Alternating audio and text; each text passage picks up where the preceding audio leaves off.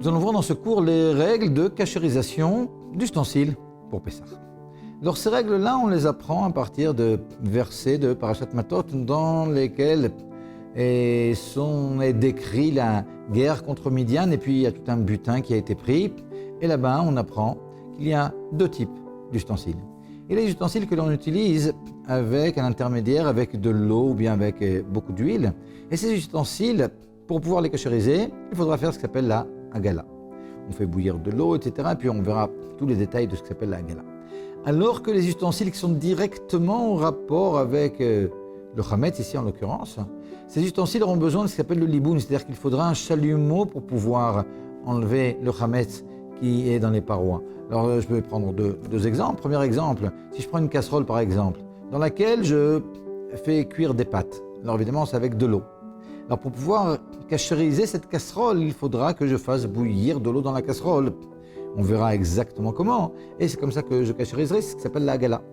Mais si je prends maintenant une poêle dans laquelle je fais réchauffer des boricas, quand bien même il y aurait un petit peu d'huile, un petit peu c'est comme s'il n'y en avait pas, et bien ici pour pouvoir faire sortir le Hametz qui est dans les parois, il faudra que je fasse le liboun, c'est-à-dire que j'utilise un chalumeau, donc c'est vraiment quelque chose de complètement différent. Qu'est-ce qui se passe maintenant lorsque j'ai des ustensiles que j'utilisais comme ci et comme ça? C'est-à-dire que j'ai par exemple une poêle qui est profonde dans laquelle en général je fais des chips avec beaucoup d'huile. Donc a priori on aurait dit il faut faire la Hagala. Or une fois de temps en temps je vais l'utiliser avec très peu d'huile pour réchauffer des boricas.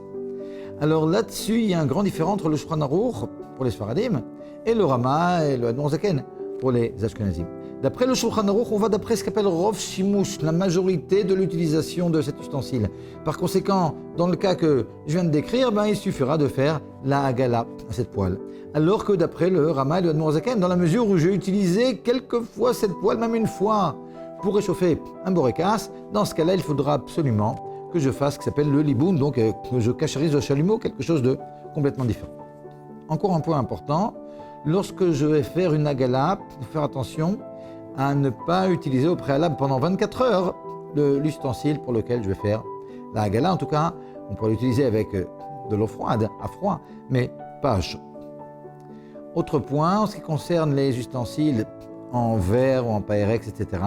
Alors d'après le Shulchan Aruch, on n'a pas besoin de les cachériser, il suffit de les laver, alors que d'après le Rama, on ne peut pas bien les cachériser. C'est-à-dire qu'on a ici une marloquette qui est très très très extrême. Et la vie Chabad est comme celui du Rama, donc pour Pessah, on ne pourra en aucun cas cachériser des ustensiles qui sont en verre. Autre point, lorsque j'ai un ustensile avec une poignée, il faudra aussi cachériser la poignée. Maintenant, contrairement à ce qu'on appelle la Tvilat Kelim, lorsque je vais tremper au mikvé un ustensile, alors il faut absolument que tout ustensile soit dans l'eau en une fois. Pour ce qui est de la Hagala, je peux le faire en deux fois. C'est-à-dire que si j'ai un grand ustensile, et qu'il faut que je le trempe d'abord, que je le mette dans l'eau bouillante d'abord d'un côté puis après de l'autre, on le fera comme ça en deux fois. Comment exactement faire la Hagala, ça on verra dans un cours très prochainement. Le récipient avec lequel je vais faire la Hagala, alors au préalable, il faudra d'abord le cachériser lui-même. Après je fais la cachérisation dans l'instrument en question. Et si je veux utiliser la casserole dans laquelle je fais la Hagala de petites cuillères, etc., de toutes sortes de choses, pour Pessah, après que j'ai déjà fait la Hagala, alors il faudra que je le recachérise une troisième fois.